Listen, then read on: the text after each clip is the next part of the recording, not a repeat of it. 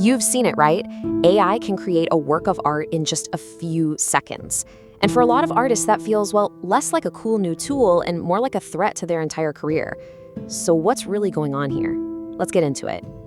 Okay, first off, we have to talk about just how powerful these AI models are. I mean, the stuff they can do is mind-blowing, and it's the whole reason we're even having this conversation. And that brings us to the big, scary question that seems to be on everyone's mind. Is this it? Is AI going to be the end of human artists? Let's start with visual art, for example. You just type a few words into a prompt and boom, out comes this incredible image that looks like it's straight out of a Studio Ghibli or Pixar movie. And it's not just kind of close, it's seriously convincing, all in a matter of seconds. But it doesn't stop with pictures. Nope. AI is writing entire screenplays now, with complex plot twists and character dialogue that actually sounds, well, human. It's pretty wild. And the mimicry? It goes even deeper. We're talking about AI that can listen to a legendary singer like Mahad Rafi, analyze his voice, and then create a brand new song that sounds just like him. It captures his unique tone, his emotion, everything. Now, the usual defense you hear is, yeah, but AI can't be truly original. It's just copying, right? Well, what if the problem isn't the AI? What if our whole idea of originality has been a bit off all along? Believe it or not, Mark Twain was talking about this over 100 years ago. He basically said there's no such thing as a new idea. Not really. He believed that all creativity is just taking old ideas and mixing them up in a new way. His metaphor for this was the mental kaleidoscope. You know how a kaleidoscope works, right? You shake it, and the same old bits of colored glass rearrange into a totally new, beautiful pattern. Twain's idea was that our brains are doing the exact same thing. We're not pulling ideas out of thin air, we're just remixing everything we've ever seen and heard. So, if we're all just remixing, then how different is what we do from what an AI does? And this right here is where the conversation gets really interesting. Just think about it for a second. A human artist will spend years studying the masters, like Van Gogh or Satie-Ray. An AI, it gets trained on a massive data set of their work. A human artist studies styles and patterns. An AI analyzes styles and patterns. But here's the kicker. When we do it, we call it inspiration. When the AI does it, we call it imitation. Are they really so different? It really puts a spotlight on our double standard, doesn't it? It's like our creative process is this sacred, magical thing. But the machines, that's just copying. Even though when you look under the hood, the processes look kind of, similar.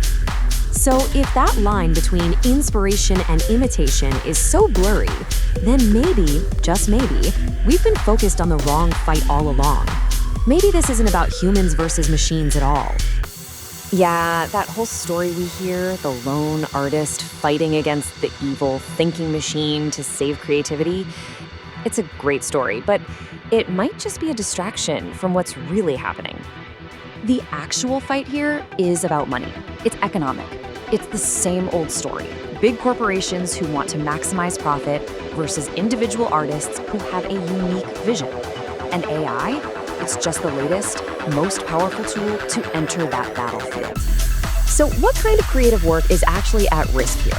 It's probably not the groundbreaking, soul-stirring stuff. It's the factory-made content. You know what I'm talking about. Those endless movie sequels, the TV shows that all feel the same, the pop songs that sound like they were made by a committee. AI is the perfect tool to automate that kind of by-the-numbers creation. And why is that?